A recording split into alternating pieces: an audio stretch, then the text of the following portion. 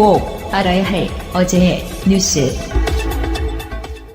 지난 2008년 4월 조준홍 특별검사는 이건희 삼성그룹 회장의 차명재산 규모는 4조 5천억 원, 차명 계좌 수는 모두 1,199개라고 밝혔습니다. 1,199개의 차명 계좌를 이용하여 사익 5,645억 원에 대한 양도소득세 1,128억 원을 포탈한 사실을 확인하였습니다. 그러나 최근 국세청은 더불어민주당 이건희 차명계좌 TF에 삼성특검에서 밝혀진 것 이외에 국세청이 파악한 이 회장 차명계좌가 더 있다고 보고했습니다. 국세청은 삼성그룹에 대한 그동안의 세무조사에서 이 회장 차명계좌에 대한 광범위한 자료를 확보한 것으로 알려졌습니다. 새로 드러난 차명계좌의 규모는 상당한 수준이라고 밝혔다고 TF 관계자는 전했습니다. 또 새로운 차명계좌 역시 과세 대상이라고 밝혀 빈 계좌, 이른바 깡통 계좌가 아님을 내비쳤습니다. 자유한국당이 국정원과 검찰에 특수활동비 부정유용 사건 등을 수사하기 위한 특검법을 발의했습니다. 최경환 의원이 연루돼 논란이 됐던 박근혜 정부 시절 특활비를 수사 대상에 포함했습니다. 정우택 원내대표는 특검법 제출이 최경환 구하기가 아니라고 말했습니다. 친박계 김태흠 최고위원도 누구 하나 보호하려고 한 것은 아니라고 주장했습니다. 그러나 한국당은 특검법 발효 전까지 검찰 수사 중단 촉구를 당론으로 정했습니다. 최경환 방탄법이라는 비판이 나오는 이유입니다. 특검 법안 제출과 거의 동시에 최 의원도 검찰에 불출석 의사를 통보했습니다. 특검 법안 제출은 한국당을 제외하고는 모두 반대 입장입니다. 통과되기 어려운 법안을 정쟁의 지렛대로 삼아 검찰의 독립적인 수사에 딴죽을 걸고 이전 정권의 범죄를 은폐하기 위한 시도입니다. 최 의원이 계속 소환에 응하지 않으면 정부가 국회에 체포 동의안을 상정해 표결 처리해야 하는데 한국당은 특검 법안을 앞세워 맞설 것으로 예상됩니다. 국민의당 지도부가 공개석상에서 바른정당과의 통합 논의를 두고 또다시 충돌했습니다. 계속 보따리를 싸야 한다고 한다면 나갈 사람이 누구인지 이것 또한 당원 주권주의 원칙에 따라 그것도 당원에게 물어보아야 할 것입니다. 지도부는 합당 논의를 당장 중단해야 합니다. 무리하게 일정을 진행하면서 당내에서 간과할 수 없는 불상사들이 벌어집니다. 안철수 대표 측은 바른정당과의 통합 필요성을 강조하면서 특히 자유한국당과 선을 긋는 데 주력했습니다. 안 대표 측근인 김철근 대변인은 한국당 정우택 원내대표가 한국당과 국민의당, 바른정당 간 통합 가능성을 언급한 것에 대해 꿈도 꾸지 말라고 강하게 비판했습니다. 정 원내대표의 발언이 자칫 YS식 3당 합당에 대한 논란을 키울 수 있는 만큼 이를 사전에 차단하려는 의도로 해석됩니다. 호남계 중진들은 바른정당과의 정책연대 협의체 구성이 본격화하는 것을 강하게 비판하며 구체적인 단체 행동 수순에 나섰습니다. 삼선의 장병환 의원은 통합 추진에 반대하는 의원들이 모여 곧 기자회견을 열고 논의 중단을 촉구할 것이라고 밝혔습니다. 여기다 호남을 지역구로 둔 초선 의원들도 한자리에 모여 평화개혁연대 참여 여부 등을 논의했습니다. 방송 중간에 좋아요를 눌러주시면 새날팀들에게 큰 힘이 됩니다. 미리 감사합니다. 트위터가 진짜 언론입니다. 저번에 낙태죄 폐지 청원했었잖아요. 그게 20만 명이 넘어서 조국 민정수석이 답을 했습니다. 일단 낙태죄란 말을 쓰지 말자. 그래서 임신 중절 이렇게 표현하자고 이야기를 했고요. 합법 시술은 6%인데 죄니까 기소하는 경우는 10여 건 정도밖에 사실상 사문화되어 있는 경우라고 볼 수 있는 거죠. 예를 들면은 뭐 나랑 사실혼 관계에 있는 여자가 내 동의도 없이 낙태를 해서 그 법적인 문제 삼는 경우 예전에 그런 경우 있었잖아요. 네, 그런 찌질한 남자들이 있다고. 그런 정도를 제외하고는 사실상 이거를 법으로 처벌하지는 않는다. 현실적으로. 그래서 죄를 없애자 이런 거 아니에요? 그러니까 낙태 건수가 이제 정부 조사에 따르면 2010년 기준으로 연간 16만 9천 건이라고 하는데 이 산부인과 업계에 있는 분들 있죠. 업계에 있는 분들의 이야기로는 이것보다 훨씬 많아요. 사람에 따라서 그 의사에 따라서 어떤 사람은 연간 30만 건 이상이다라고 하시는 분도 계시고 그러겠죠. 어떤 분들은 최소 100만 건이다라고 이야기하시는 분도 계세요. 이게 어떤 전산화되지 않기 때문에 잡힐 수가 없는 굉장히 거죠. 음성적으로 이루어지는 거기 때문에 이 그 정부에서 공개적으로 조사를 한다고 해서 정확하게 집계되기 힘든 거거든요. 이거하고 이제 영아 수출 이거랑 예, 또 연관이 있다고 봐야 예. 되고 OECD 국가의 80%가 임신 중조를 허용한다. 임신 중조를 허용하지 않는 나라가 OECD 국가가 한 30여 개국이라고 보면 한 뭐 대여섯 개 정도밖에 없는 것 같고요. 2012년에 이 낙태죄가 위헌 심판 청구 소송을 했는데 당시 합헌이 나왔어요. 4대4로. 근데 지금 이번에 이진성 헌법재판소장이 지금 취임을 했잖아요. 그래서 이분의 청문회 때 이야기는 임신 뒤에 일정 기간 내는 허용 가능하게끔 했으면 좋겠다의 개인 의견을 지금 이야기했고요. 제도로서의 민주주의가 흔들리고 구타는 일은 이제 없습니다. 민주주의가 밥이고 밥이 민주주의가 되어야 합니다. 법적으로 지금 허용돼 있는 경우가 이런 거라면서요. 근친상간, 성폭행, 그렇죠. 산모의 건강에 심각한 위협이 되는 경우에는 임신 중절을 허용하지만 이것 또한 또 애매한 부분이 있잖아요. 성폭행 같은 경우에는. 그리고 지금 조국 수석이 이야기한 것들 중에서는 교제한 남성과 최종적으로 헤어진 뒤에 임신을 발견한 경우, 별거 또는 이혼 소송 상태에서 남편의 아이를 임신했음을 발견한 경우, 그리고 실직, 투병 등 경제적인 어려움 탓에 아이의 양육이 완전히 불가능한 상태에서도 임신 중절을 하면 범죄라는 것이 문제가 된다라고도 이야기를 하셨기 때문에 프란체스코 교황이 새로운 균형점을 찾아야 한다. 이미 카톨릭에서도 이렇게 사고의 어떤 전환을 맞이한 상태거든요. 이래서 청와대의 청원 이것이 갖는 의미는 이제 알 것 같아요. 사회적 공론화 시키긴 좋은 거예요. 네. 청와대 주요 핵심에 있는 분들이 답을 해주고 이게 사회적으로 퍼지면서 청문회에서도 이런 질문들이 등장하고 그럼 해당 기관이 이 법에 대해서 뭔가 전향적으로 생각하게 되고 이런 부분이요. 그러니까 문재인 대통령이 추석회의에서 20만 건 이상이 안 되더라도 이렇게 국민적 관심이 높은 사안은 되도록이면은 어떤 의견을 밝히거나 이렇게 정확하게 이야기를 해주는 게 좋겠다고 이렇게 이야기를 했다고 하더라고요. 살짝 감동이었어요. 무조건 20만 명 이상의 동의가 있는 것만 청와대에서 공식 코멘트를 한다는 걸 이렇게 칼로 무자르듯이 자르는 것도 좀 이상하거든요. 이 낙태죄에 관련된 부분은 사실은 이제 형법을 개정해서 형법에 보면 낙태라고 해서 낙태에 관한 죄가 있어요.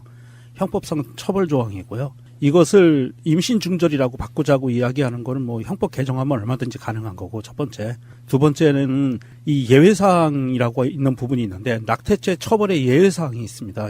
그 예외사항에 보면은 5가지가 나와 있고요. 그 5가지 외에는 형법 14조에 나옵니다. 그래서 이 5가지 외에 지금 이야기한 것처럼 3가지가 더 추가됐으면 좋겠다라는 의견도 지금 나오고 있는 상황이기는 한데 이 낙태죄가 굉장히 예민한 게 전에도 한번 제가 방송에서 말씀드린 것처럼 이게 낙태죄가 없애면 되는 문제가 아니에요.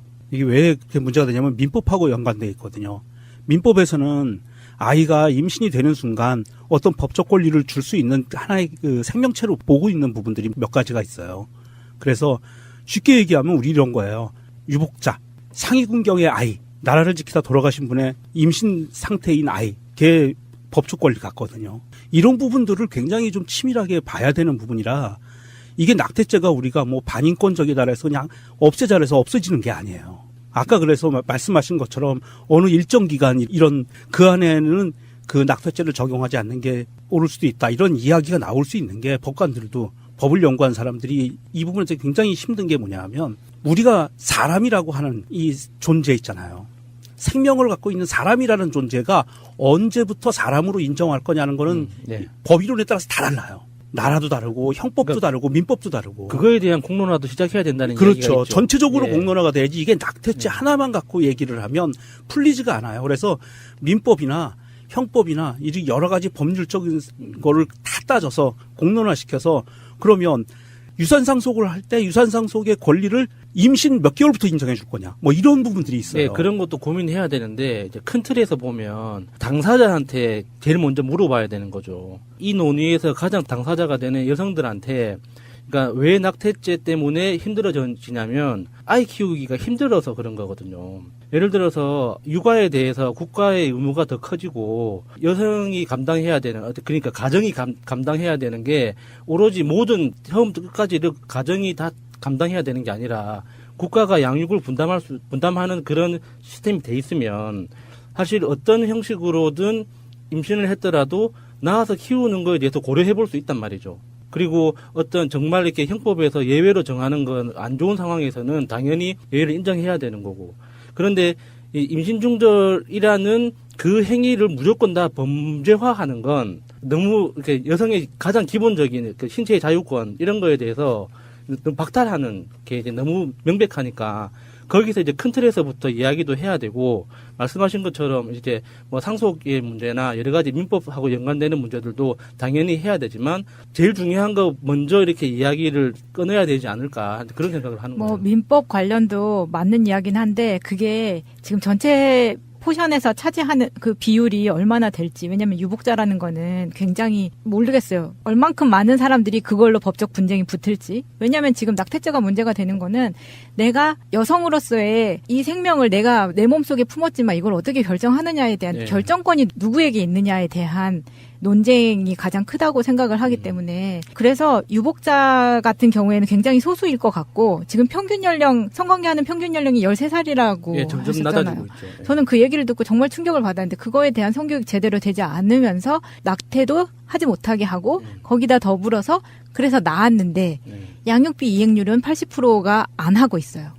그러면 낳는 것도 책임을 못 지고 낳아서 기르는 것도 책임을 안 져주고 그 모든 것을 다 여성이 하게 되면 가뜩이나 유리천장이다 뭐다 해서 힘든데 그거에 대해서 어떻게 보조를 해줄 것이냐 이 문제가 이제 촉발이 되는 거죠. 그게 이제 이 낙태가 좀 예민한 부분이 그런 거예요. 지금 마차님 얘기한 것처럼 여성의 그 여성으로서의 본인의 어떤 건강권과 자기의 존재 이유에 대해서 본인이 결정할 수 있는 것도 중요하다라고 얘기하지만 사실은 뱃속에 있는 아이도 태아도 생명이라고 봐야 되거든요.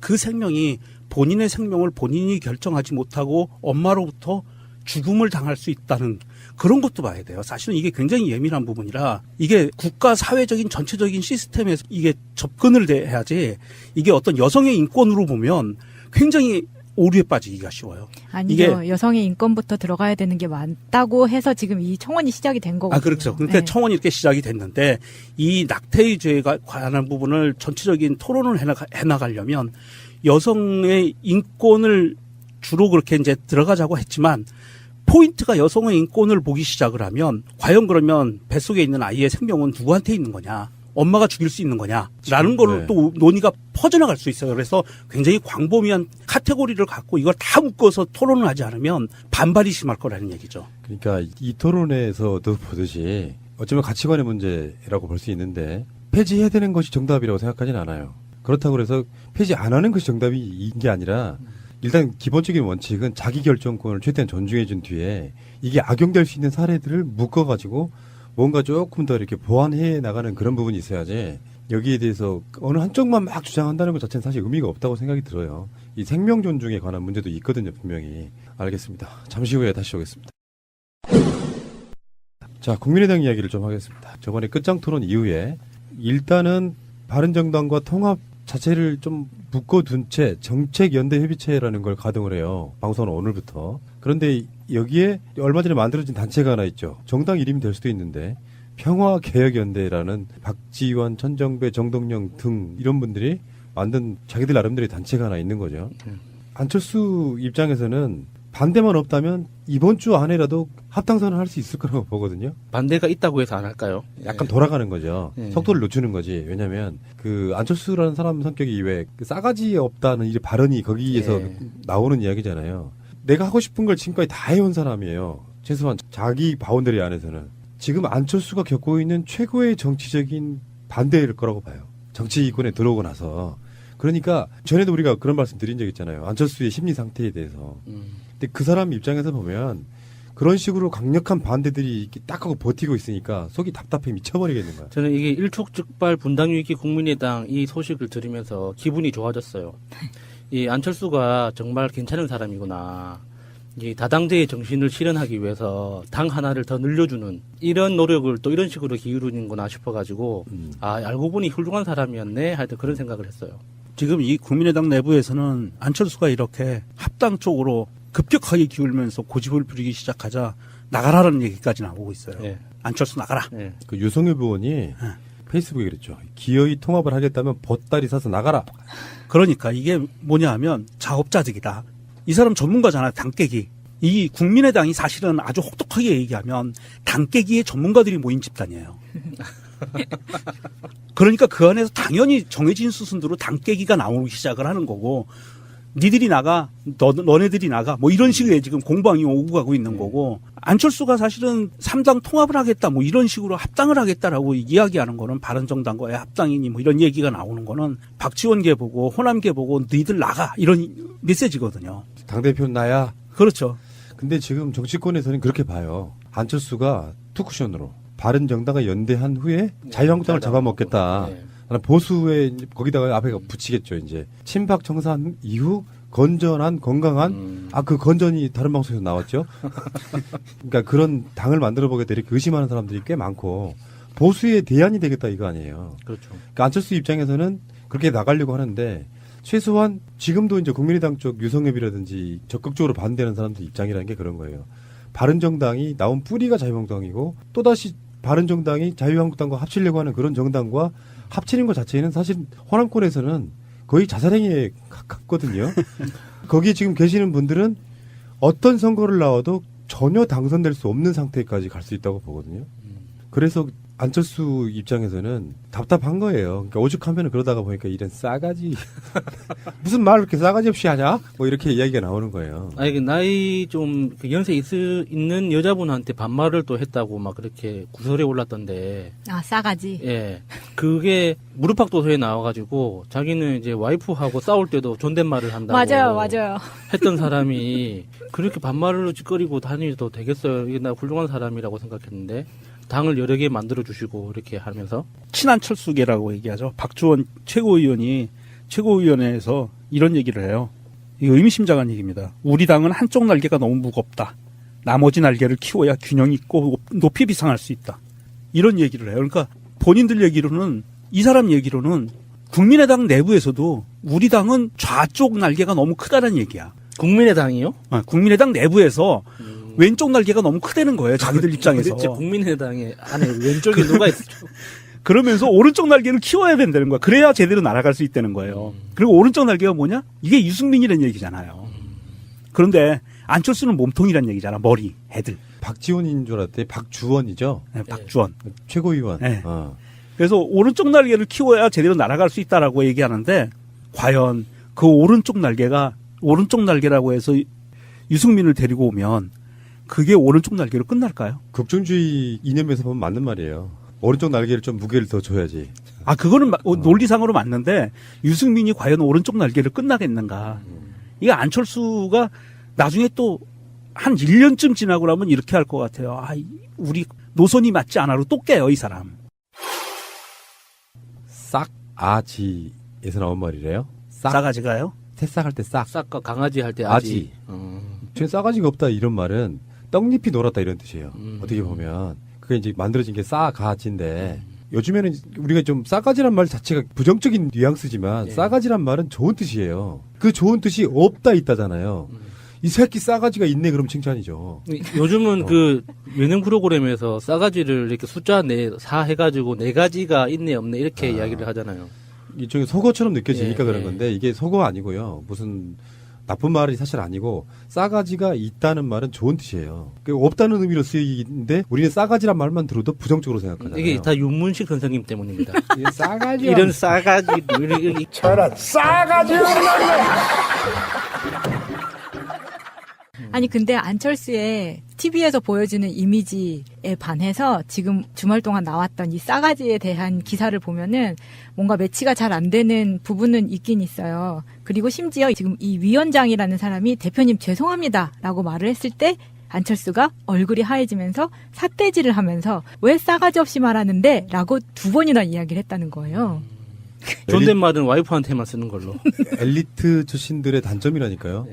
못 참는 거지. 이런 말씀들 많이 하셨잖아요. 싸가지 발언 이후에 저런 사람이 대통령이 됐으면 어쩔 뻔했냐. 문재인 대통령이 포항 가가지고 여고생들한테까지 다 말 올려주는 걸 보면서 박근혜가 어린이집을 갔는데 이거 엄마가 싫어할 텐데 하면서 반말로 얘기를 해요. 근데 그건 우리가 생각했을 때도 그 정도는 대통령이 60대시고 10대도 아닌 영대들한테 영대 뭐라고 부를 말이 없더라고. 그런 애들한테까지 그렇게 거부감 있게 받아들이진 않았어요. 근데 문재인 대통령도 비슷한 경우에 이제 초등학생을 보거나 할 때 기본적으로 몇 살이든 간에 말 올려주는 게 몸에 배어 있는 분이에요. 문재인 대통령 자체가 포항 여고생들하고 말 다 일일이 올려주고 문재인 대통령의 심지어는 이 싸가지 없는 것들이 어깨에 손도 올리고 막 그래요. 부럽던데. 그런 차이가 좀 있다고 보고 저도 삼행시 한번 할까요? 나그네. 네. 운을 띄워주세요. 나는 그대들을 사랑합니다. 그대들도 저를 사랑합니까? 네네네네. 그러니까 바로 비슷한 시기에 아주 비교가 되는 그런 상황이었습니다. 고등학생들에도 말 올려주는 우리 대통령하고 그 몸에 배어 있어야 가능해요. 그리고 그 장면, 피해 입은 그 어떤 어머니가 앞에서 피해 상황을 이렇게 이야기를 하는데 그 장관을 유치해서 대통령까지 다 그 체육관 바닥에 앉아가지고 듣고 있더라고요. 박근혜 때 그 세월호 관련해서 진도체육관에 모였을 때 연단 2위에 올라가 있던 박근혜가 있었고 예. 그리고 무릎 꿇고 맞아. 제발 빨리 살려달라고 했던 엄마가 있었죠. 예. 예. 자 어쨌든 간에 안철수 씨가 지금 보여주는 모습 일단 궁금해요. 그러니까 정우택이 그런 말도 했어요. 3당 합당 하자 이렇게 된 김에 국민의당까지 싹 끌고 들어와라. 정우택이 났으면 안철수는 더더군다나 거기 그쪽으로 3당 합당으로 들어가 봐야 극중주의도 안 되는데 거기서는 어떡하려고 그러지? 그래서 국민의당의 그 윤리심판원은요 안철수하고 이상돈에 대해서 각각 해당 행위하고 있다고 네. 당원들이 제소한 거에 대해서 각하 또는 기각을 했다고요. 좀 꼼수야. 그냥 둘 다 기각하거나 둘 다 각하해도 되는데 둘 다 똑같이 처리하면은 가오가 안 살잖아. 그러니까 하나는 각하시키고 하나는 기각하고. 사실은 뭔 차이가 있어요, 이게. 그러니까요. 결론적으로 말하면. 국민의당 전체라고는 볼 수 없겠지만 안철수만큼은 최소한 자유한국당에 가고 싶으신 분이다.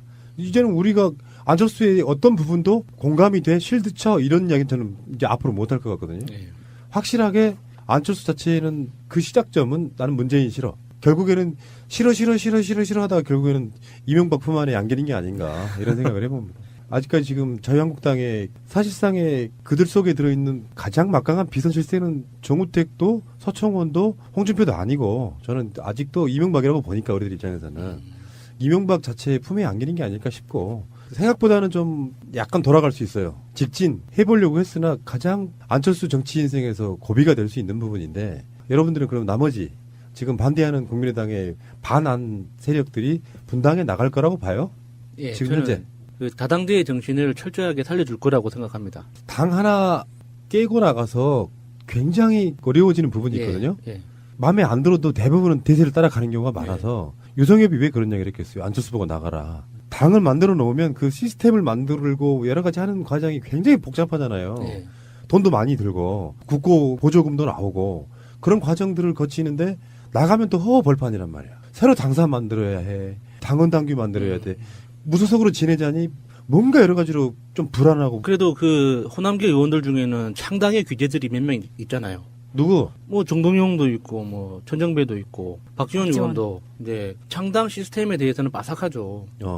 그러니까 이게 그 창당을 한다고 예측하는 게 아니라 호남계 의원들 입장에서는 국민의당이 이라는 이름을 간판을 자기 이름 밑에 걸고 있는 것과 무소속으로 있는 것과 안 그러면은 다른 국민의당보다는 작지만은 어떤 독자적인 당을 만들어서 그 이름을 걸어놓는 것과 손익계산을 해봤을 때 국민의당에 있어서 유리할 게 전혀 없는 거죠 지금은. 이런 것도 한번 봐야 됩니다. 지금 국민의당이 40석이고 바른정당이 통째로 넘어와도 60석 조금 넘는 상태일 거예요.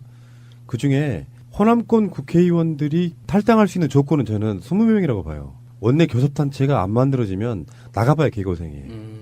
그러니까 어쩌면 우리는 막 이렇게 떠들썩한 열한하지만 만약 자기들끼리 셈법으로 계산을 해봤을 때 한 10대명밖에 안 될 것 같은데 하면 못 얘기는 척 일단 당내 투쟁 쪽으로 해서 합당 받아들일 가능성도 있다. 그러니까 거기서 조금만 더 나가면 사실은 국민의당이 지금 40석밖에 안 되잖아요. 40석밖에 안 되는데 아까 편안님 말씀하신 것처럼 이 당이라는 커다란 지붕 밑에서 기생하고 싶어하는 분들이 좀 돼요. 본인의 능력이 아니라. 그런 사람들이 있기 때문에 이 40석이 갈라진다고 했을 때 그냥 갈라지는 게 아니고 국민의당이라는 당명으로 가는 사람들이 30-40% 나올 거라고 봅니다. 이게 안철수냐 박지원이냐를 따지기 전에 국민의당 쪽으로 움직이는 사람들이 그렇다고 봤을 때 호남계든 안철수계든 나가는 사람들은 20석이 안 된다고 봐요. 무조건. 열 몇 명밖에 못 나간다고 봐요. 그런다고 봤을 때 과연 이 국민의당이 그렇게 쉽게 분당, 깨지기 이게 되겠느냐. 쉽지는 않다고 봐요. 그래서 두 가지 가능성이죠. 호남계가 유승민과 안철수가 합당하는 그 안에서 뭔가 큰 지분을 얻는다면 그냥 앉아있을 거고요. 만약에 그게 아니고 합당이 원래 없던 걸로 그냥 도루묵이 돼버리면 안철수 입장에선 그 안에서도 뭔가를 챙기지 않으면 안 되는 입장이잖아요. 그러니까 안철수가 그 계산하는 거예요. 국민의당의 비례대표 의석이 13석이에요. 더불어민주당이랑 똑같았어. 당시에. 그 비율은 깨질 수가 없는 거잖아. 국민의당이 존재하는 순간. 누가 사퇴하더라도 채워지는 거니까. 그럼 나머지 27개 정도의 지역구거든요. 그 후에 이현주 들어오고 최명길 들어오고 그랬으니까.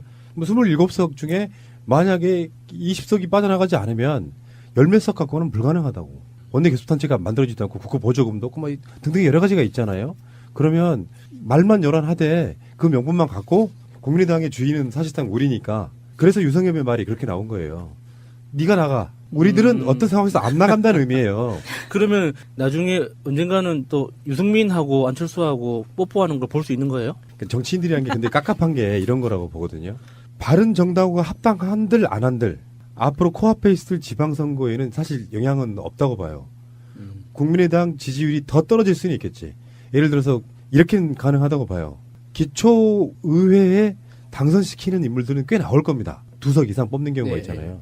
그런 정도는 나오는데 국민의당이 지금 현 상태에서 바른정당과 합당을 한들 지금 안 하고 있는데 4.5% 이하예요. 지지율이. 호남권에서도 10% 이하입니다. 여론조사마다 조금씩 다르지만 맥시멈 10%란 말이에요. 그걸로는 유의미하게 선거에 선전할 수가 없어요. 근데 바른정당하고 합당한다고 해서 더 떨어질 게 뭐 있어. 오히려 안철수는 그 논리가 있죠. 바른정당과 국민의당이 합당하면 지지율 2위 올라간다는 데이터를 내놓고 있는 거잖아.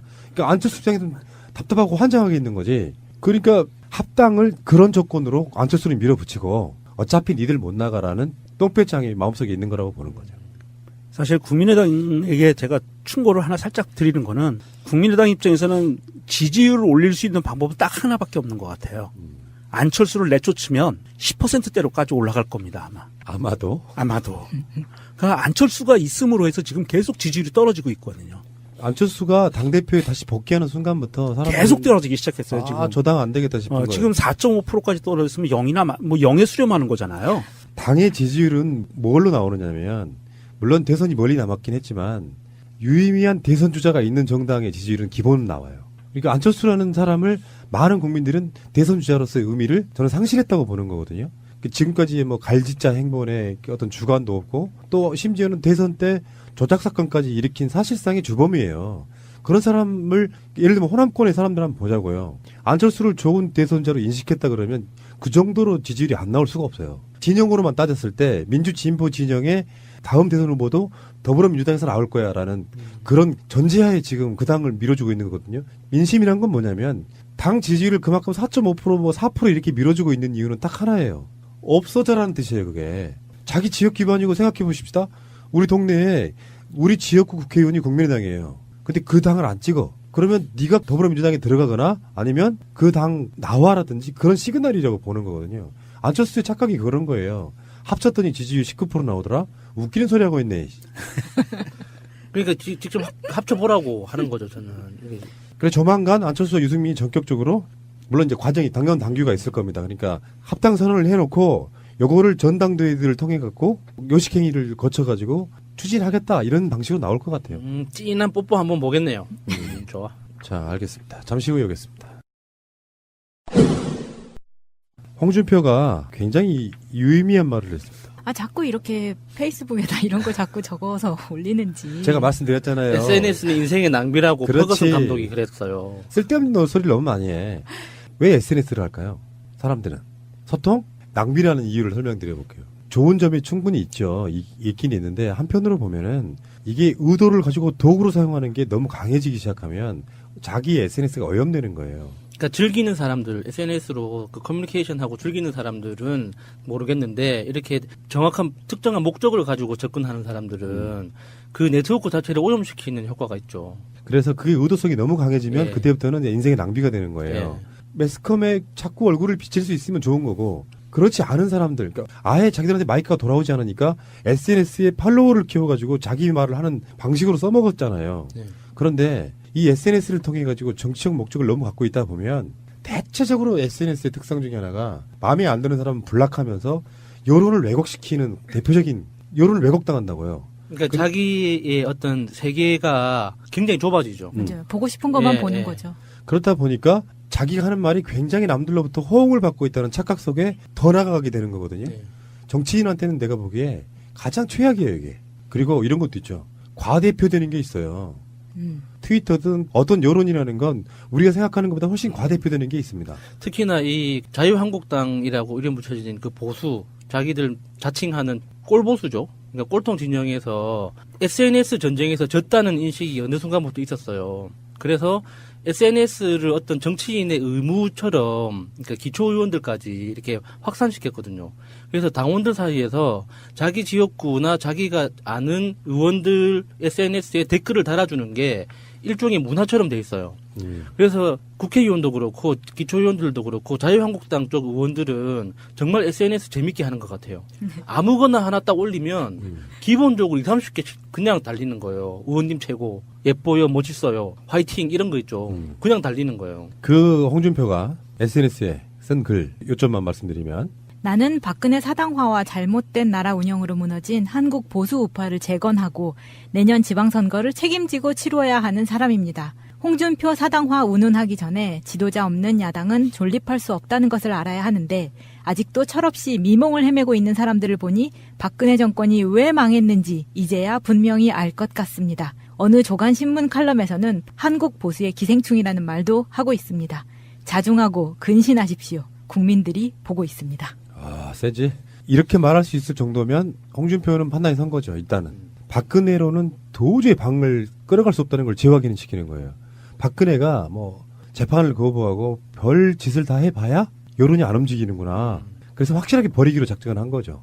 물론 최경환 등과의 서청원 등과의 갈등 관계도 있었지만 이러면서 이제 일설은 이런 게 나왔어요. 자유한국당이 오늘 특검법을 제출했거든요. 검찰과 국가정보원 둘 다 같이 엮어갖고 가는데 특검법을 제출을 하면 통과가 되나요? 이번 특검법은 형식적으로 제출한 거죠. 그렇죠. 정치 예. 논쟁화하기 예. 위해서 제출한 거라고 예, 보고. 보도자료용으로 그냥 형식적으로 이렇게 제출은 했지만 내용을 보면 사실 특검법이 어떤 특정 정당이 일방적으로 낼 수 있는 법안이 아니잖아요. 이 특검법 하나 제대로 만들려고 그 지난한 협상을 하고 싸우기도 하고 이 물밑 협상을 얼마나 열심히 하는데 자기들끼리 하나 덜렁 만들어가지고 의원가에 제출한다고 그게 통과될 리는 없죠. 통과 안 될 걸 알면서 예. 이슈화 시키기 위해서 만드는 거예요. 검찰하고 법무부 사이에 특수활동비를 국정원의 특수활동비랑 엮어가지고 사실보다 다른 내용 갖고 이걸로 특검하자. 그것도 나만 쓴 게 아니야. 쟤들도 썼어. 이런 이야기를 하고 그리고 이거 정말 특검법이라고 얘기하기도 좀 창피한 게요. 이런 게 있어요. 특검은 한국당이 합의해 추천한 특검 후보자 2명 중 1명을 대법원장이 임명해야 한다. 이게 뭐예요? 특검을 자기들이 임명하겠다는 거잖아요. 법은 만들 수 있죠. 뭐 특검이라는 말도 그렇고 법 자체를 만들 수는 있는데 기존에 있던 특검 임명에 대통령이 해왔던 그 관례까지도 법으로 규정을 하면 할 수 있는 건데 피해식 쩌는 애들 박영수 특검도 결국은 대통령 임명했잖아요. 네. 대통령이 임명하는 거는 자기들이 법으로 해서 대법원장이 임명한다 손 치더라도 어떻게 국회에 제출하는 법안에 자기보다 의석수가 많은 당도 있고요. 자기들이 갖고 있는 의석수가 기껏해봐야 3분의 1 조금 넘잖아요. 네. 그런 의석수를 갖고 있는 자기들 마음대로 특검을 임명하겠다고 하는 게 이게 법이냐고. 이건 법이 아니에요. 아니, 기왕 안 될 거면 좀 제대로 만들지. 그러니까 제 말이 그거예요. 너무 쫄았다는 게 딱 눈에 보이잖아요. 그러니까 제대로 만들어서 정말 이거 형평성 있는 법안이네. 그러면 다른 정당에서도 그래 한번 해볼까라는 마음을 불러일으키게 만들어야 돼요. 법안을 제출하면. 근데 이거는 다른 당에서 야 이거 쓰레기네라고 인식을 그냥 자동으로 주게 만들어 버리는 거야. 그럼 이거 갖고 그냥 싸우겠다는 얘기예요. 아무것도 아닌 거지. 그러니까 발의자가 113명인데 이현재, 배덕광, 김현아 의원은 발의 명단에 이름을 안 올렸대요. 이 중에 한 명은 지금 들어가 계실걸요? 배덕광. 김연아 씨는 뭐 무한도전의 김연아. 근데 뭐 정우택이 최고위원회 끝나고 기자들하고 질문 받을 때 기자들이 이렇게 묻습니다. 최경환 의원의 건도 특검법 수사 대상에 포함되느냐라고 물었는데 개인을 놓고 특검법을 발의하는 게 아니라는 점에서 분명히 말한다. 하지만 국정원 특활비 전체에 대한 특검 요청을 한 것이니 넓은 의미에서는 최 의원도 들어갈 것. 특검을 만약에 발의해서 통과가 되는 순간 검찰은 그 수사를 다 손을 놔야 돼요. 그러니까 검찰 손으로 수사를 못하게 하려는 방해 목적이 있거든요. 그런데 아까 말씀드린 것처럼 이제 일부에서는 사실은 박근혜 정권 때 국정원 특수활동비에 대한 부분은 친박과 관련이 있는 거잖아요. 사실 알고 보면. 네. 그 부분은 어머 안 해주겠다. 이런 뉘앙스런 느낌이 좀 있었어요. 그래서 거기다가 이제 법무부 검찰의 특수활동비랑 물타기를 제대로 한번 시전하려고 하나 이건 사실은 뭐 아무 의미 없는 짓거리 했고요.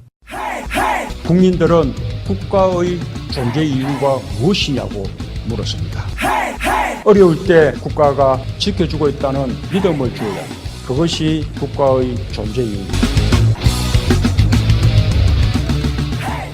그렇게 큰 이슈는 되고 있지 않은데 굉장히 의미 있는 이야기 하나 해볼게요. 지금 문재인 정부에서요, 혁신 읍면동 사업이라는 거예요. 근데 이게 자유한국당이 어떻게 표현했냐면은 풀뿌리 지역 좌파 운영 조직의 배양소가 될 거다.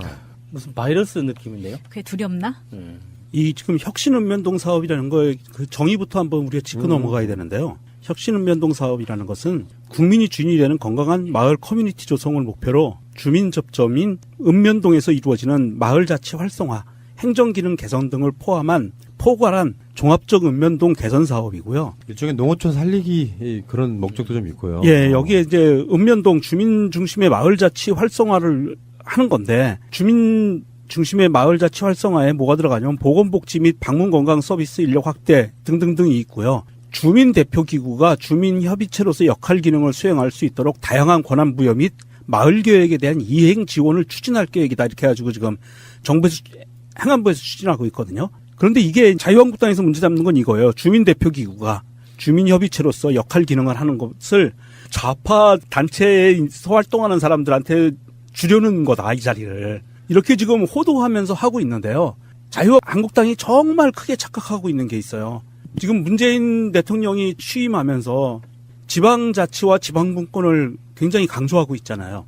이 지방자치 문제에 대해서는 명확하게 해야 될 게 있습니다. 지방자치의 원리는요, 두 가지가 있습니다. 주민자치라는 것과 단체자치라는 게 있어요. 그래서 지방자치는 단체자치로 해서 읍면동 주민센터라든지 이런 행정기관을 쭉 묶어서 단체로 자치 활동을 하는 게 있고요. 그리고 또 하나는 뭐냐 하면 주민자치라는 부분인데 이게 굉장히 핵심적인 요소예요. 주민자치는 직접민주주의를 하는 거거든요. 이게 유럽과 영미권 국가에서 다 나온 건데 주민자치의 기준은 뭐냐면 직접민주주의예요. 우리가 단체자치와 중앙정부를 구성하고 국회를 구성하는 거는 간접민주주의지만 지방자치의 가장 핵심이 되는 주민자치는 직접민주주의 요소거든요.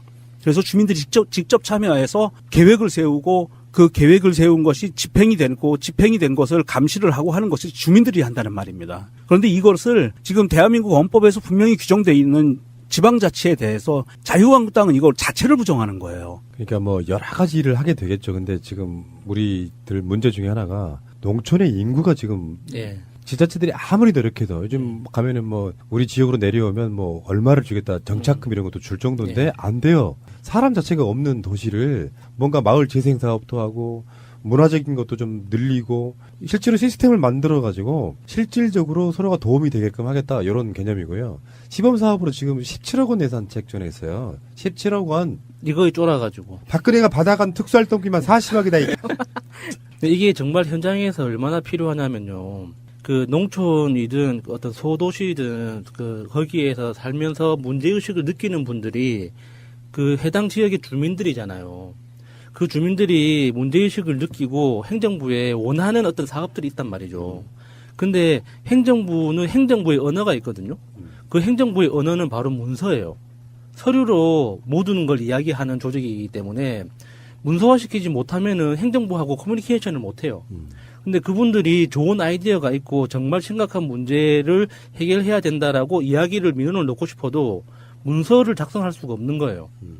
그래서 행정부 그 공무원들도 도와주고 싶은데 공무원들의 시각에서 바라보는 것과 그 현장에서 문제의식을 느끼는 사람들이 바라보는 관점이 다르거든요. 그래서 이런 사업을 통해서 중간에 커뮤니케이션 역할을 해주는 전문가가 있어야 돼요. 그래서 지역에서 일어나는 여러 가지 뭐 문제의식이나 뭐 어떤 새로운 아이디어나 이런 것들에 대해서 정확하게 행정부에 전달하고 사업이 움직일 수 있도록 역할을 해주는 실무자가 필요한데 지금까지는 그거를 너무 희생시켰단 말이죠. 그 지역 주민들 중에 누군가 할 줄 아는 사람이 자기 생업을 포기하고 안 그러면 희생해가면서 해야 하도록 하는 그런 안 좋은 구조들이 있었어요. 그래서 그런 문제가 모든 지역에서 공통적으로 있었기 때문에 그거를 좀 해결해서 이 농촌 지역 그리고 소도시의 인구가 계속 줄어드는 이 현상을 조금 이렇게 최대한 막아보자. 이런 예. 취지인 거죠. 박정희 때 새마을 지도자라는 게 그렇게만 받아들이나 봐요. 이 사람들이 하는 말이 아까 명정님도 말씀하셨지만 혈세를 투입해서 좌파 풀뿌리 운동권을 양성하는 완장부대 사업을 강력히 반대한다 이거거든요. 야, 표현이 참 문학적이네요. 그러니까 자기들이 해왔던 것이 딱 딱 뭐 눈에는 뭐만 보이는 딱 그런 구조 속에 들어있는 것 같고요. 실제로 농촌은 가보시면은 정말 심각해요. 제 고향도 있잖아요. 조직이 앞으로 유지될 것인가에 느낄 정도로. 저희 고향 쪽만 가도 이제는 막 군이 한 대여섯 개 이상 묶이지 않으면 지역구를 만들 수가 없는. 그렇게 되면 또 위원이 돼야 되는 뭐 여러 가지 조건들이라는 게 있어가지고 이 부분은 권력투쟁 이런 게 아니고 실제로 대통령이 된 사람의 굉장히 연구를 많이 한 저는 정책들 중에 하나라고 보는 거거든요. 그런데 지금 문재인 대통령이 취임 200일이 됐죠. 26일이 취임 200일이었습니다. 근데 취임 200일 기념 여론조사 2,521명이에요. 보통 여론조사보다는 훨씬 많죠. 문재인 대통령 지지율 73%. 그 전에 있던 그 전주보다 올랐는데 1.4% 올랐는데 저는 왜 이걸 이슈로 갖고 왔냐면은 200일이 73%. 우리 이제 만성이 돼가지고 뭐 별로 그렇게 그런 게 없는데 지금 현재 안철수, 홍준표의 멘붕을 봐요. 정말 안 떨어지는구나. 문재인 대통령 임기에 10분의 1이 지난 거거든요. 5년 중에 6개월 지났으니까 10분의 1 지난 건데 이렇게 되면 이제 점점점 지방선거로 향해 가는 더불어민주당의 지지율이 51.8%예요. 5.18이네요. 굉장히 의미가 있네요. 지금 국민의당의 지지율이 4.5%고 역대 지금 안철수가 당대표가 된 이후에 역대 최저치를 갈아치우고 있어요. 지금 땅으로 막 파고 들어가고 있다고. 이러면 급해진단 말이에요. 이런 여론조사가 계속 나오고 샤위가 있을 거다. 뭐 앞으로 우리 숨은 지지자는 있다. 이렇게 생각을 계속 해왔지만 지방선거는 다가오고 있어요. 내년 초면 지방선거 웬만한 정당에서의 스케줄이 대부분 다 확정되거든요. 지금 11월 말이고 12월 지나고 나면 그 상태로 계속 갈 수밖에 없는 상황이 얼마나 마음이 급해지겠어요. 멘붕에 빠지는 거죠. 이 오차 범위가 신뢰 수준에서 플러스 마이너스 4.4%예요. 근데 국민의당이 4.5% 나왔네요. 거의 영내 수렴하는 거죠. 문재인 대통령 200일 취임이라고 해서 트위터나 이런 데에서 취임을 맞이해서 더민주에 2만 원씩 송금하시는 분들이 꽤 많았었어요. 근데 이 건이 얼마나 될까 했더니 거의 1,000여 건 정도 들어왔다 그래요. 지금 혹시 보셨습니까? 그 추미애 대표가 만든 느와르 영화 더치페이. 그 발연기로 유명한 굉장히 아름다운 그 작품입니다. 내가 쏜다니까. 내가 쏜다고. 대표님 그게 아니고. 그리고 저희 방송에서 후원 모금을 했었는데 그 더민주 중앙당 후원금 이게 지금 나온 지 후원회가 개설된 지 40일 정도 됐는데요. 지금까지 1억 8,600만 원 정도가 모였다고 합니다. 부족하다. 그래도 꽤 많이 모았죠. 대체적인 분위기가 살아나려면 그래서 이제 민주당 차원에서 뭐 더치페이, 느와르 영화 영상도 만들고 대대적으로 아마 12월 달엔 그 캠페인이 벌어질 거라고 생각이 들고요. 어찌됐건 자유한국당이 지금 이 여론조사에는 16.4%. 그리고 이제 지금 바른정당이 5.5%고요.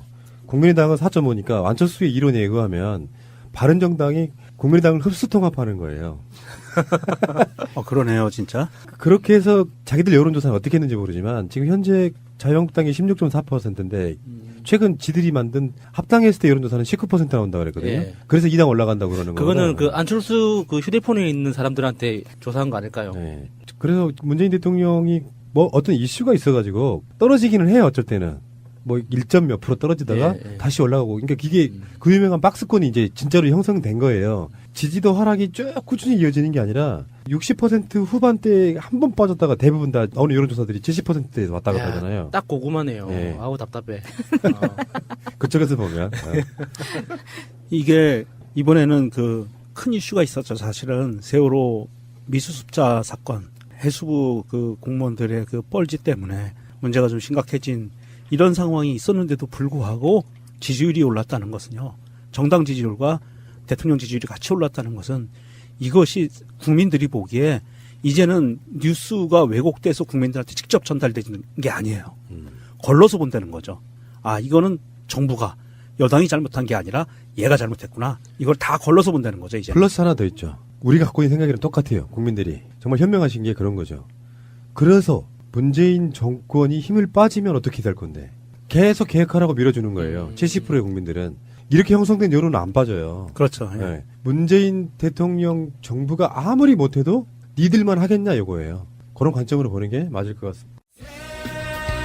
대한민국, 완전한 대한민국, 문재인과 손잡고 다시 하는 우리 대한민국. 끊지 마세요. 끊지 마세요. 안녕하십니까. 가슴에 담아온 작은 목소리 김영호입니다. 올해 들어 가장 낮은 기온을 기록했던 지난 11월의 어느 날, 차가워진 손을 호호 불어가며 연탄 한 장 한 장을 소중히 쌓아올린 사람들이 있었습니다. 예, 대충 착용하셨으면 그래도 너무 몸이 추워서 굳어있으니까 몸 좀 풀고 할게요. 네. 목부터 돌릴게요. 시작. 하나, 둘, 셋, 넷, 다섯, 여섯, 일곱, 여덟. 오늘 마침 이번 주부터 상당히 좀 날씨가 쌀쌀해졌는데 아주 연탄 봉사하기 딱 좋은 날짜를 고르셨습니다. 네. 이제 여기는 뭐 종로구 창신동이라는 지역이고요. 오늘 저희가 할 거 5가정에 총 300장씩 총 1,500장 연탄을 나르시게 될 겁니다. 다시 한번 네, 오늘 힘든 일을 하시는 네, 박수. 네. 네. 서울 종로구 창신동에는 도심 한복판이지만 깎아지른 듯한 높은 언덕에 판자로 무허가 건물을 짓고 대여섯 가구가 살아가는 자그마한 동네가 있습니다. 이날 서울의 한 기업체에서 이곳에 연탄 배달 봉사를 나온 건데요. 이곳의 주민들은 매년 겨울이면 연탄을 태워 혹독한 추위를 견디고 계셨습니다. 오늘 이분들에게 연탄을 전달하기 위해 찾아온 단체, 따뜻한 한반도 사랑의 연탄 나눔 운동의 장한우리 간사의 얘기입니다. 이제 5가구 사시는데 뭐 대부분 혼자 사시는 분들이 많으시고요. 아까도 방문해봤는데 여기서 뭐 할머니도 계시고요. 할아버지도 계시고 대부분 노인 가정이 많습니다. 여기는 도시가스가 들어오지 않는 지역이어서 연탄과 또는 전기 장판 정도 이렇게 생활을 하십니다. 네, 300장 정도면은 보일러 종류에 따라 조금 차이가 있긴 하지만 한 달에서 2달 정도 이렇게 떼시는 양이라고 보시면 됩니다. 겨울 전체를 나기 위해서는 한 1,000장 정도는 필요하다고 보면 됩니다. 그 중에서 저희가 1-2달 정도 떼실 수 있는 일부 양을 지원해 드리는 셈이죠. 자, 이제 본격적으로 연탄 배달이 시작되는데요. 오늘 1일 연탄 배달꾼이 된 직원들을 따라가 봅니다.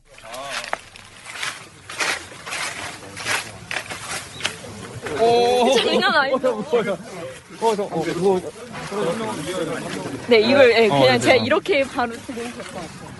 연탄이 생소한 젊은이들은 그저 한 장의 연탄이지만 나르는 것도 쌓는 것도 쉽지 않은 모양새입니다. 되게 무거워요. 4장은 못할 것 같은데 진짜? 떨어뜨릴까봐 걱정이 되고. 주중에 4-5kg는 되는 것 같은데? 무거워도 뭐 볼만해요. 네, 여기는 2번째인데 그때는 제가 쌌다가 무너뜨려서 깬 적이 있거든요. 그래서 거긴 안 서고 그냥 나르기만 하고 있어요. 열심히 해서 조금이나마 도움되고 또 조금이나 따뜻한 걸 느낄 수 있으시다면 참 좋겠다 하는 마음에서 열심히 하겠습니다. 주민 어르신들은 그런 모습을 보며 연신 고맙다 인사하셨는데요. 이곳에서 30여 년째 거주 중인 김희준 어르신을 만나봅니다. 우리는 이 동네 온 게 저기 철거민이 돼가지고 갈 데 없어가지고 들어와서 지금까지 이렇게 살고 있어요. 쌍용 아파트 쪽에, 여기 쌍용 아파트 있죠? 거기서 세입자로 살다가 그냥 쫓겨나는 바람에 일로 왔어요. 재개발하느라고 그랬지. 재개발 아파트 짓느라고. 오래됐어요. 한 30년 될 거예요. 89년인가? 그동안에 한 30세대가 넘게 왔는데, 뭐 거의 다 이제 다 나가고, 형편이 되면 가고, 어쩌고 해가지고 지금 5-6세대 정도 될 거예요, 그냥. 김희준 어르신은 도시 재개발의 이면을 그대로 경험한 분이셨는데요.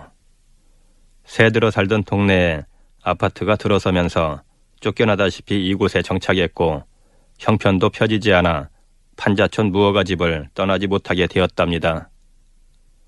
어르신에게 겨울이면 몇 장의 연탄이 필요할까요? 한결 한 800-900장, 한 거의 1000장 정도 될 것 같아요. 무허가 건물이다 보니까 아무래도 도시가스 같은 거는 못 나오고, 그리고 이제 처음에는 와가지고 기름 보일러 해가지고 떼고 그렇게 덥게 살았는데, 그 다음에 기름값도 너무 들어가고 그러니까 연탄 보일러들로 바꿔가지고 살다가 어떻게 했지 이런 단체에서 알고 그렇게 도움을 주시는 거예요. 만약 연탄을 후원받지 못했다면 어땠을까요? 없으면 어차피 사다 써야지 뭐. 그건 좀 어렵겠죠. 더 삶이 더 힘들어지고 궁핍해질 텐데 단체에서 도와주니까 굉장히 고맙고 이렇게 도와주시는 게 여러분들이 도와주시는 거예요. 그렇죠? 한두 분도 아니고 이렇게 봉사 연탄 날른대는 것도 보통 추울 때 보통 어려운 게 아닌데 손을 호호 불면서 여러분들이 와서 이렇게 날려주시고 그래가지고 저희가 이렇게 그분들 덕분에 따뜻한 겨울을 나고 또 마음이 훈훈해지고 고맙고 그렇습니다.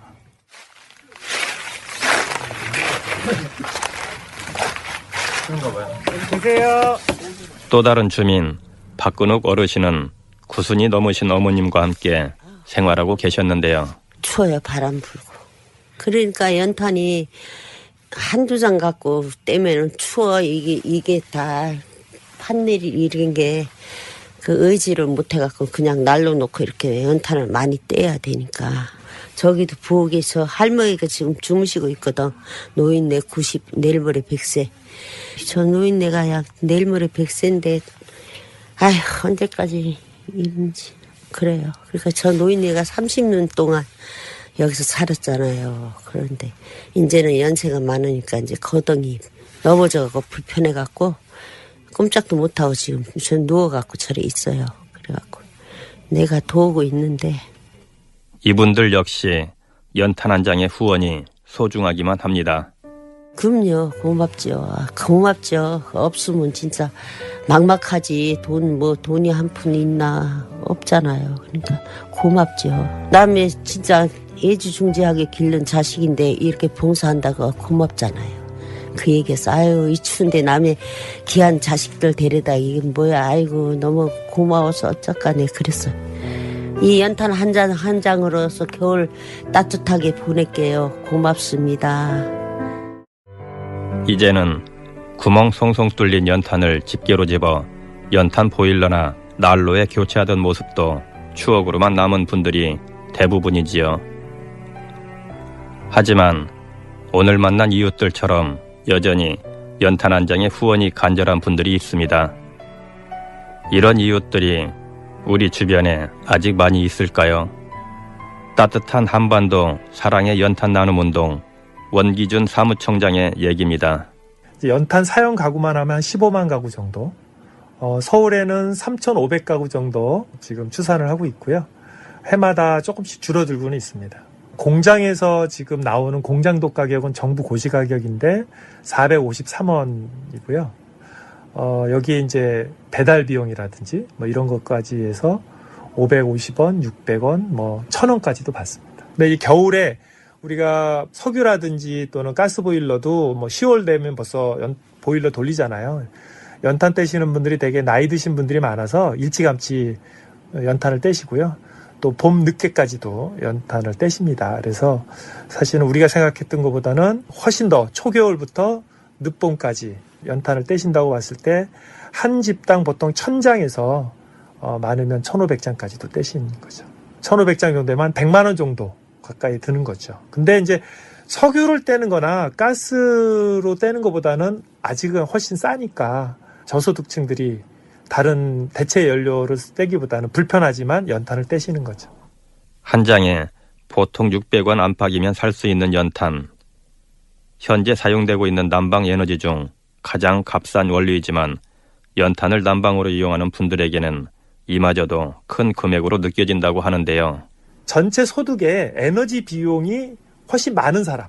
그러니까 소득이 그만큼 적은데 기본적으로 떼야 될 에너지 비용은, 난방 에너지 비용은 있어야 되니까 그게 이제 상대적으로 부담이 되는 거죠. 그래서 우리가 말하기에는 겨울에 어쨌든 춥게 살아가는 분들, 이런 분들이 이제 에너지 빈곤층이라고 보는데, 꼭 연탄 사용 가구만 에너지 빈곤층이라고 할 수는 없어요. 그러나 이제 우리가 사회 통념상 연탄을 뗄 정도면 에너지 비용이 부담이 돼서 연탄을 뗄 수밖에 없는 그런 분들이니까, 연탄 떼는 분들은 에너지 빈곤층의 상징처럼 돼 있죠. 그 연탄이 일반인들이 보기에는 굉장히 싸잖아요. 근데 그분들에게는 그 연탄조차도, 그 싼 연탄도 여전히 자기 먹고 사는 것도 참 힘든데, 겨울 되면 이제 제일 걱정이, 연탄을 그래도 자기가 몇백 장 산다 그러면 벌써 10만 원, 20만 원 들잖아요. 그러니까 그것이 굉장히 큰 부담인 거죠. 정부는 연탄의 탄소 배출을 이유로 연탄을 억제하는 정책을 펴고 있고요. 때문에 매년 연탄 가격도 오르고 있습니다. 그럼에도 연탄이 지니는 상징성 때문인지 요즘 서울 지역만큼은 기업체의 기부 등으로 연탄 후원이 끊이지 않는다고 하는데요. 하지만 이분들을 더 힘들게 하는 게 있답니다.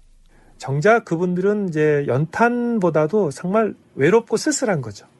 그게 더 안쓰럽죠. 네, 그래서 어느 동네 가면 연탄이 막 차고 넘쳐요. 막 이제 봉사하기 좋고, 뭐 그림 나오고, 막 이렇게 사실 이제 폼내기 좋아하는 그런 그림이 나오는 지역은 연탄이 막 차고 넘치거든요. 그래서 사실은 이제 뭐 연탄이 뭐 부족해서 뭐 이런 거보다는 그 살아가시는 분들이 굉장히 이제 자식으로부터 버림받기도 하고, 인생에 있어서 굉장히 실패와 어떤 쓰디쓴 맛들을 많이 보신 분들이잖아요.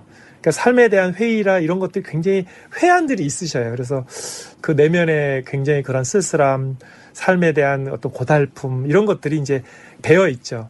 이게 연탄 하나만 없어서 불행한 것이 아니라, 이제 오죽하면 연탄이 없겠어요. 근데 여러 가지로 부족하고 여러 가지로 이제 힘드신 거죠. 그래서 사실은 우리 젊은 봉사자들이 이제 많이 가서 각자 재롱도 떨고 이제 할 때 어떤 에너지를 받는 것 같아요. 연탄도 고맙지만 좋은 뜻으로 와서 따뜻한 마음을 함께 하는 것에 굉장히 고마워하시고 표정이 밝아지시죠.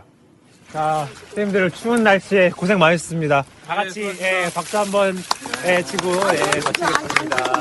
연탄 배달 봉사가 드디어 끝났습니다. 하여간 저희가 짧은 시간이었지만 이렇게 누군가를 위해서 땀은 안 났죠? 네. 네. 이렇게 우리 사회에 이렇게 좋은 기운이 더 멀리 퍼져서 우리 사회가 조금 따뜻한 사회가 되었으면 좋겠고요.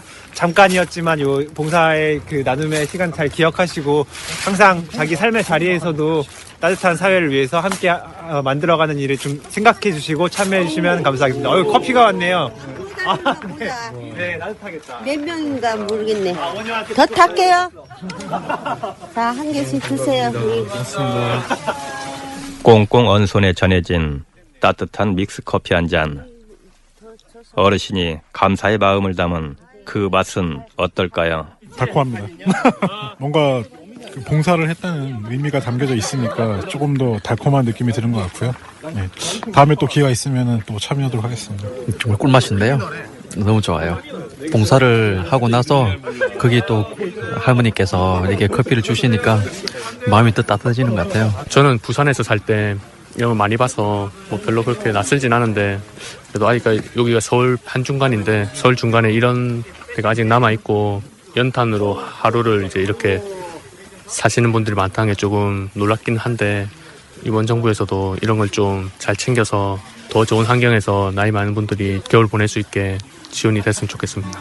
어르신들 저희가 별 큰 도움은 아니지만 잠깐씩 시간을 내서 이렇게 도와드릴 수 있다는 게 어떻게 보면 좀 저희한테 이런 봉사의 의미를 깨닫게 해주신 의미가 돼주셔서 감사하고, 또 한겨울 작지만 연탄으로 따뜻하게 겨울 보내시고 건강하셨으면 좋겠습니다.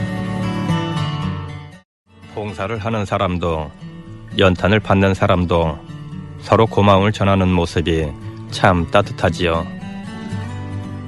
우리 주위를 둘러보면 아직도 연탄 한 장이 소중한 이웃이 있습니다. 부디 이분들이 주변의 관심과 사랑으로 따뜻한 연말과 겨울을 보내실 수 있으면 좋겠습니다. 더불어 자기 몸을 태워 주위를 따뜻하게 해주는 연탄처럼 온정이 넘치는 그런 우리 사회가 되길 소망합니다. 가슴에 담아온 작은 목소리, 85번째 이야기, 연탄 한 장, 그 안에 담긴 마음의 온기. 지금까지 구성의 조승엽, 연출의 권수림, 저는 김영호였습니다. 꼭 알아야 할 어제의 뉴스.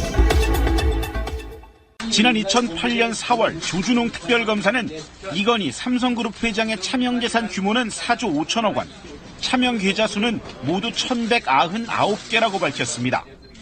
1199개의 차명 계좌를 이용하여 사익 5,645억 원에 대한 양도소득세 1,128억 원을 포탈한 사실을 확인하였습니다.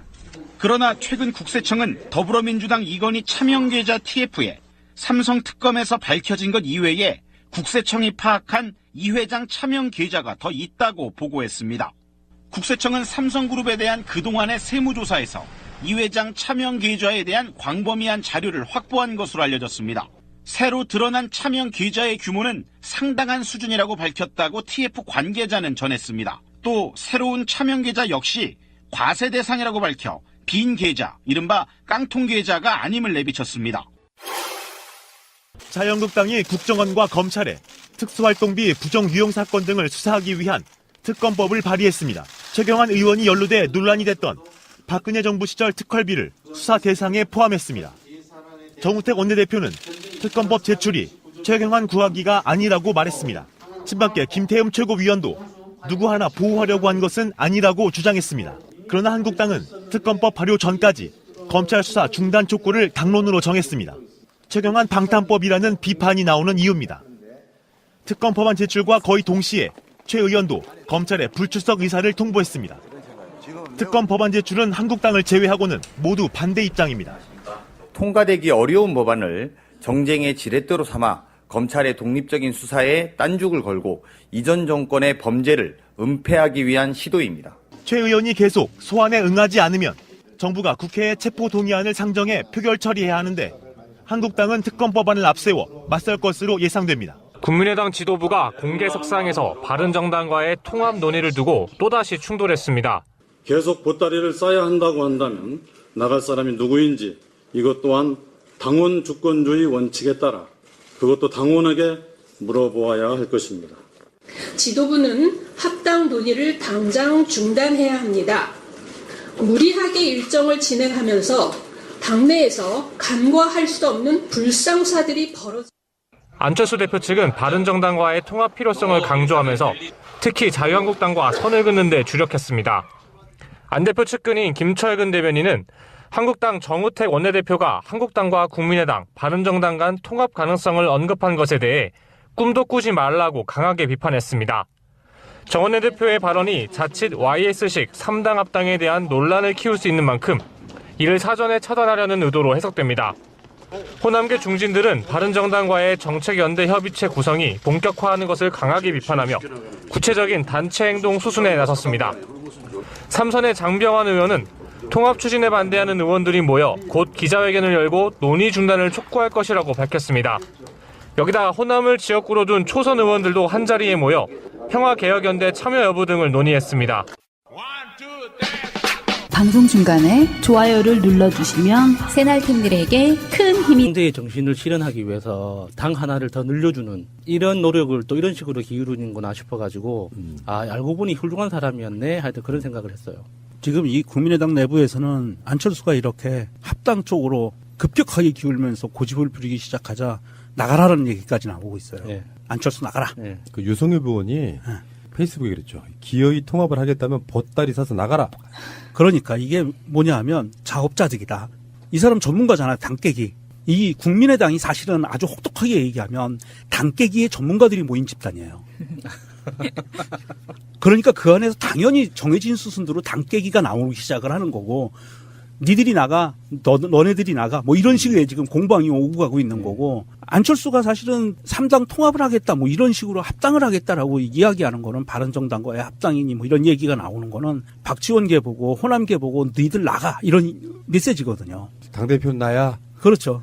근데 지금 정치권에서는 그렇게 봐요. 안철수가 투쿠션으로 바른정당과 연대한 후에 자유한국당을 잡아먹겠다. 보수에 거기다가 앞에 붙이겠죠. 이제 친박 청산 이후 건전한 건강한 그 건전이 다른 방송에서 나왔죠. 그러니까 그런 당을 만들어 보게 되게 의심하는 사람들이 꽤 많고 보수의 대안이 되겠다 이거 아니에요. 그렇죠. 그러니까 안철수 입장에서는 그렇게 나가려고 하는데 최소한 지금도 이제 국민의당 쪽 유성엽이라든지 적극적으로 반대하는 사람들 입장이라는 게 그런 거예요. 바른정당이 나온 뿌리가 자유한국당이고 또다시 바른정당이 자유한국당과 합치려고 하는 그런 정당과 합치는 것 자체는 사실 호남권에서는 거의 자살행위에 가깝거든요. 거기 지금 계시는 분들은 어떤 선거를 나와도 전혀 당선될 수 없는 상태까지 갈 수 있다고 보거든요. 그래서 안철수 입장에서는 답답한 거예요. 그러니까 오죽하면 그러다가 보니까 이런 싸가지 무슨 말을 이렇게 싸가지 없이 하냐? 뭐 이렇게 이야기가 나오는 거예요. 아니 나이 좀 연세 있는 여자분한테 반말을 또 했다고 막 그렇게 구설에 올랐던데. 아 싸가지. 예, 그게 무릎팍도서에 나와가지고 자기는 이제 와이프하고 싸울 때도 존댓말을 한다고. 맞아요. 했던 사람이 그렇게 반말로 짓거리고 다니도 되겠어요? 이게 나 훌륭한 사람이라고 생각했는데. 당을 여러 개 만들어주시고 이렇게 하면서 친안철수계라고 얘기하죠. 박주원 최고위원이 최고위원회에서 이런 얘기를 해요. 이거 의미심장한 얘기입니다. 우리 당은 한쪽 날개가 너무 무겁다. 나머지 날개를 키워야 균형 있고 높이 비상할 수 있다. 이런 얘기를 해요. 그러니까 본인들 얘기로는 이 사람 얘기로는 국민의당 내부에서도 우리 당은 좌쪽 날개가 너무 크다는 얘기야. 국민의당이요? 국민의당 내부에서 왼쪽 날개가 너무 크다는 거예요. 자기들 입장에서. 도대체 국민의당에 안에 왼쪽에 누가 있죠? 그러면서 오른쪽 날개를 키워야 된다는 거야. 그래야 제대로 날아갈 수 있다는 거예요. 그리고 오른쪽 날개가 뭐냐? 이게 유승민이라는 얘기잖아요. 그런데 안철수는 몸통이라는 얘기잖아. 머리, 애들. 박지원인 줄 알았더니 박주원이죠. 네, 박주원. 최고위원. 네. 그래서 오른쪽 날개를 키워야 제대로 날아갈 수 있다라고 얘기하는데 과연 그 오른쪽 날개라고 해서 유승민을 데리고 오면 그게 오른쪽 날개로 끝날까요? 급중주의 이념에서 보면 맞는 말이에요. 오른쪽 날개를 좀 무게를 더 줘야지. 그거는 논리상으로 맞는데 유승민이 과연 오른쪽 날개를 끝나겠는가. 이게 안철수가 나중에 또 한 1년쯤 지나고 나면 이렇게 할 것 같아요. 우리 노선이 맞지 않아는 것만 청와대에서 공식 코멘트를 한다는 걸 이렇게 칼로 무자르듯이 자르는 것도 좀 이상하거든요. 이 낙태죄에 관련된 부분은 사실은 이제 형법을 개정해서 형법에 보면 낙태라고 해서 낙태에 관한 죄가 있어요. 형법상 처벌 조항이고요. 이것을 임신중절이라고 바꾸자고 이야기하는 거는 뭐 형법 개정하면 얼마든지 가능한 거고 첫 번째. 두 번째는 이 예외사항이라고 있는 부분이 있는데 낙태죄 처벌의 예외사항이 있습니다. 그 예외사항에 보면은 5가지가 나와 있고요. 그 5가지 외에는 형법 14조에 나옵니다. 그래서 이 5가지 외에 지금 이야기한 것처럼 3가지가 더 추가됐으면 좋겠다라는 의견도 지금 나오고 있는 상황이기는 한데 이 낙태죄가 굉장히 예민한 게 전에도 한번 제가 방송에서 말씀드린 것처럼 이게 낙태죄가 없애면 되는 문제가 아니에요. 이게 왜 그렇게 문제가 되냐면 민법하고 연관되어 있거든요. 민법에서는 아이가 임신이 되는 순간 어떤 법적 권리를 줄 수 있는 하나의 그 생명체로 보고 있는 부분들이 몇 가지가 있어요. 그래서 쉽게 얘기하면 우리 이런 거예요. 유복자, 상위군경의 아이, 나라를 지키다 돌아가신 분의 임신 상태인 아이, 걔 법적 권리 같거든요. 이런 부분들을 굉장히 좀 치밀하게 봐야 되는 부분이라 이게 낙태죄가 우리가 뭐 반인권적이다 해서 그냥 없애자고 해서 없어지는 게 아니에요. 아까 그래서 말씀하신 것처럼 어느 일정 기간 이런 그 안에는 그 낙태죄를 적용하지 않는 게 옳을 수도 있다. 이런 이야기가 나올 수 있는 게 법관들도 법을 연구한 사람들이 이 부분에서 굉장히 힘든 게 뭐냐 하면 우리가 사람이라고 하는 이 존재 있잖아요. 생명을 갖고 있는 사람이라는 존재가 언제부터 사람으로 인정할 거냐는 거는 법이론에 따라서 다 달라요. 나라도 다르고 형법도 다르고 민법도 다르고 그거에 대한 공론화도 시작해야 된다는 그렇죠. 얘기가 있죠. 전체적으로 공론화가 돼야지 이게 낙태죄 하나만 갖고 얘기를 하면 풀리지가 않아요. 그래서 민법이나 형법이나 이 여러 가지 법률적인 거를 다 따져서 공론화시켜서 그러면 유산상속을 할 때 유산상속의 권리를 임신 몇 개월부터 인정해 줄 거냐. 뭐 이런 부분들이 있어요. 네, 그런 것도 고민해야 되는데 이제 큰 틀에서 보면 당사자한테 제일 먼저 물어봐야 되는 거죠. 이 논의에서 가장 당사자가 되는 여성들한테 그러니까 왜 낙태죄 때문에 힘들어지냐면 아이 키우기가 힘들어서 그런 거거든요. 예를 들어서 육아에 대해서 국가의 의무가 더 커지고 여성이 감당해야 되는 그러니까 가정이 감당해야 되는 게 오로지 모든 처음부터 끝까지 가정이 다 감당해야 되는 게 아니라 국가가 양육을 분담하는 그런 시스템이 돼 있으면 사실 어떤 형식으로든 임신을 했더라도 낳아서 키우는 거에 대해서 고려해 볼 수 있단 말이죠. 그리고 어떤 정말 이렇게 형법에서 예외로 정하는 건 안 좋은 상황에서는 당연히 예외를 인정해야 되는 거고. 그런데 이 임신 중절이라는 그 행위를 무조건 다 범죄화하는 건 너무 이렇게 여성의 가장 기본적인 그 신체의 자유권 이런 거에 대해서 너무 박탈하는 게 이제 너무 명백하니까 거기서 이제 큰 틀에서부터 이야기도 해야 되고 말씀하신 것처럼 이제 뭐 상속의 문제나 여러 가지 민법하고 연관되는 문제들도 당연히 해야 되지만 제일 중요한 거 먼저 이렇게 이야기를 끊어야 되지 않을까 그런 생각을 하는 거예요. 민법 관련도 맞는 이야기는 한데 그게 지금 전체 포션에서 차지하는 그 비율이 얼마나 될지. 왜냐면 유복자라는 거는 굉장히 모르겠어요. 얼만큼 많은 사람들이 그걸로 법적 분쟁이 붙을지. 왜냐면 지금 낙태죄가 문제가 되는 거는 내가 여성으로서의 이 생명을 내가 내 몸속에 품었지만 이걸 어떻게 결정하느냐에 대한 결정권이 누구에게 있느냐에 대한 논쟁이 가장 크다고 생각을 하기 때문에 그래서 유복자 같은 경우에는 굉장히 소수일 것 같고 지금 평균 연령 성관계하는 평균 연령이 13살이라고 점점 하셨잖아요. 낮아지고 있죠. 저는 그 얘기를 듣고 정말 충격을 받았는데 그거에 대한 성교육이 제대로 되지 않으면서 낙태도 하지 못하게 하고 거기다 더불어서 그래서 낳았는데 양육비 이행률은 80%가 안 하고 있어요. 그러면 낳는 것도 책임을 못 지고 낳아서 기르는 것도 책임을 안 져주고 그 모든 것을 다 여성이 하게 되면 가뜩이나 유리천장이다 뭐다 해서 힘든데 그거에 대해서 어떻게 보조를 해줄 것이냐 이 문제가 이제 촉발이 되는 거죠. 그게 이제 이 낙태가 좀 예민한 부분이 그런 거예요. 지금 마차님 얘기한 것처럼 여성의 그 여성으로서의 본인의 어떤 건강권과 자기의 존재 이유에 대해서 본인이 결정할 수 있는 것도 중요하다라고 얘기하지만 사실은 뱃속에 있는 아이도 태아도 생명이라고 봐야 되거든요.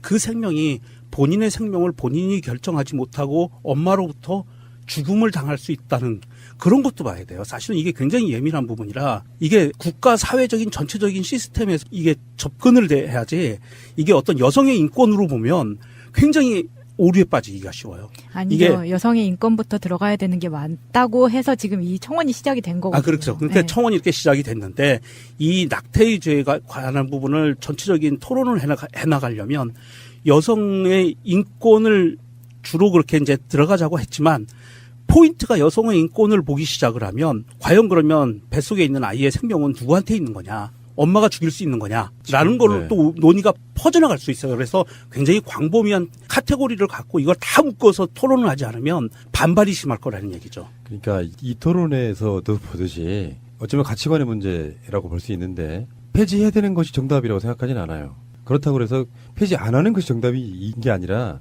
일단 기본적인 원칙은 자기결정권을 최대한 존중해 준 뒤에 이게 악용될 수 있는 사례들을 묶어가지고 뭔가 조금 더 이렇게 보완해 나가는 그런 부분이 있어야지 여기에 대해서 어느 한쪽만 막 주장한다는 것 자체는 사실 의미가 없다고 생각이 들어요. 이 생명 존중에 관한 문제도 있거든요, 분명히. 알겠습니다. 잠시 후에 다시 오겠습니다.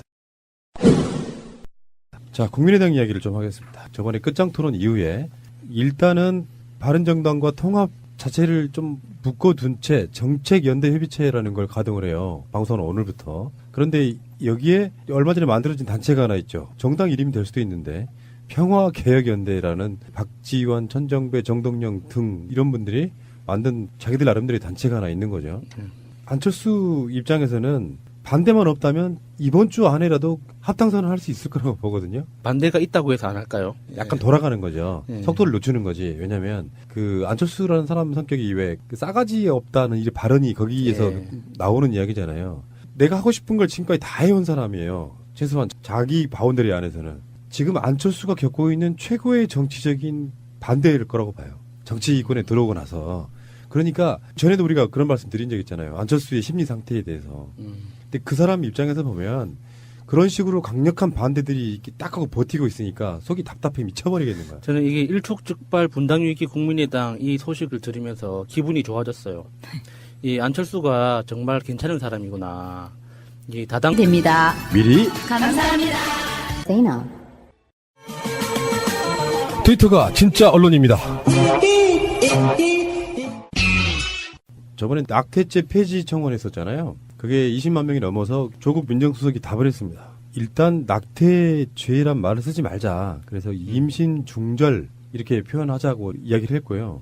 합법 시술은 6%인데 죄니까 기소하는 경우는 10여 건 정도밖에 사실상 사문화되어 있는 경우라고 볼 수 있는 거죠. 예를 들면은 뭐 나랑 사실혼 관계에 있는 여자가 내 동의도 없이 낙태를 해서 그 법적인 문제 삼는 경우 예전에 그런 경우 있었잖아요. 네, 그런 찌질한 남자들이 있다고. 그런 정도를 제외하고는 사실상 이거를 법으로 처벌하지는 않는다. 현실적으로. 그래서 죄를 없애자 이런 거 아니에요? 그러니까 낙태 건수가 이제 정부 조사에 따르면 2010년 기준으로 연간 16만 9천 건이라고 하는데 이 산부인과 업계에 있는 분들 있죠. 업계에 있는 분들의 이야기로는 이것보다 훨씬 많아요. 사람에 따라서 그 의사에 따라서 어떤 사람은 연간 30만 건 이상이다라고 하시는 분도 계시고 그러겠죠. 어떤 분들은 최소 100만 건이다라고 이야기하시는 분도 계세요. 이게 어떤 전산화되지 않기 때문에 잡힐 수가 없는 굉장히 거죠. 음성적으로 이루어지는 거기 때문에 이 그 정부에서 공개적으로 조사를 한다고 해서 정확하게 집계되기 힘든 거거든요. 이거하고 이제 영아 수출 이거랑 예, 또 연관이 있다고 봐야 예. 되고 OECD 국가의 80%가 임신 중조를 허용한다. 임신 중조를 허용하지 않는 나라가 OECD 국가가 한 30여 개국이라고 보면 한 뭐 대여섯 개 정도밖에 없는 것 같고요. 2012년에 이 낙태죄가 위헌 심판 청구 소송을 했는데 당시 합헌이 나왔어요. 4대4로. 근데 지금 이번에 이진성 헌법재판소장이 지금 취임을 했잖아요. 그래서 이분의 청문회 때 이야기는 임신 뒤에 일정 기간 내는 허용 가능하게끔 했으면 좋겠다의 개인 의견을 지금 이야기했고요. 제도로서의 민주주의가 흔들리고 구타는 일은 이제 없습니다. 민주주의가 밥이고 밥이 민주주의가 되어야 합니다. 법적으로 지금 허용돼 있는 경우가 이런 거라면서요. 근친상간, 성폭행, 그렇죠. 네, 산모의 건강에 심각한 위협이 되는 경우에는 임신 중절을 허용하지만 이것 또한 또 애매한 부분이 있잖아요. 성폭행 같은 경우에는. 그리고 지금 조국 수석이 이야기한 것들 중에서는 교제한 남성과 최종적으로 헤어진 뒤에 임신을 발견한 경우, 별거 또는 이혼 소송 상태에서 남편의 아이를 임신했음을 발견한 경우, 그리고 실직, 투병 등 경제적인 어려움 탓에 아이의 양육이 완전히 불가능한 상태에서도 임신 중절을 하면 범죄라는 것이 문제가 된다라고도 이야기를 하셨기 때문에 프란체스코 교황이 새로운 균형점을 찾아야 한다. 이미 카톨릭에서도 이렇게 사고의 어떤 전환을 맞이한 상태거든요. 이래서 청와대의 청원 이것이 갖는 의미는 이제 알 것 같아요. 사회적 공론화 시키기는 좋은 거예요. 네. 청와대 주요 핵심에 있는 분들이 답을 해주고 이게 사회적으로 퍼지면서 청문회에서도 이런 질문들이 등장하고 그럼 해당 기관이 이 법에 대해서 뭔가 전향적으로 생각하게 되고 이런 네. 부분이요. 그러니까 문재인 대통령이 추석회의에서 20만 건 이상이 안 되더라도 이렇게 국민적 관심이 높은 사안은 되도록이면은 어떤 의견을 밝히거나 이렇게 정확하게 이야기를 해주는 게 좋겠다고 이렇게 이야기를 했다고 하더라고요. 살짝 감동이었어요. 무조건 20만 명 이상의 동의가 있는